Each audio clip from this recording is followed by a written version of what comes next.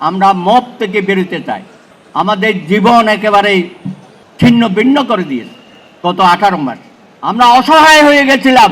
Professor Yunus এখানে ছুটে এসে বারবার বলেছে আমরা একই পরিবারের সদস্য, অর্থাৎ আপনাদের সুখে দুঃখে ইন্টারিম গভর্নমেন্ট থাকবে সবসময়। কিন্তু আমরা কি পেয়েছি? বরঞ্চ আমরা যখন ঘটনাগুলো বলেছি, কোথায় কোথায় ঘটনা হয়েছে, হত্যাকাণ্ড হয়েছে, সর্বশেষ দীপু দাসকে যেভাবে হত্যাকাণ্ডের শিকার হতে হয়েছে, এরকম আরও এগুলো যখন আমরা তুলে ধরেছি, ইন্টারিম গভর্নমেন্টের প্রেস সচিব যমুনা থেকে আমাদের বিরুদ্ধে বক্তব্য দিয়েছে আমরা নাকি অনেক কথা বাড়িয়ে বলতেছি। কিন্তু আমরা যেসব ঘটনা উপস্থাপন করেছি, কোনো একটি ঘটনা ব্যাপারে তারা সুস্পষ্ট কোনো বক্তব্য দেয় নাই।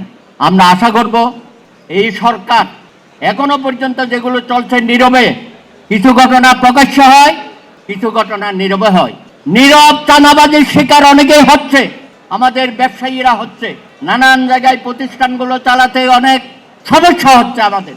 সেই ব্যাপারে আইনশৃঙ্খলা বাহিনী, অতীতে আমরা দেখেছি আইনশৃঙ্খলা বাহিনী থানায় গেলে কোনো মামলা নিত না। এমনও শুনেছি যে সরকারের পক্ষ থেকে কোনো মামলা করা হবে না, ভিকটিমরা যেন মামলা করে। ভাই, এটা কথা হলো?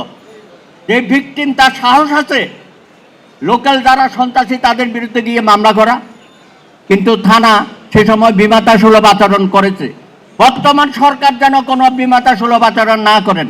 মাননীয় প্রধানমন্ত্রী, আপনি বলেছেন এই বাংলাদেশ হবে হিন্দু, মুসলিম, বৌদ্ধ, খ্রিস্টান, আদিবাসী সকলের।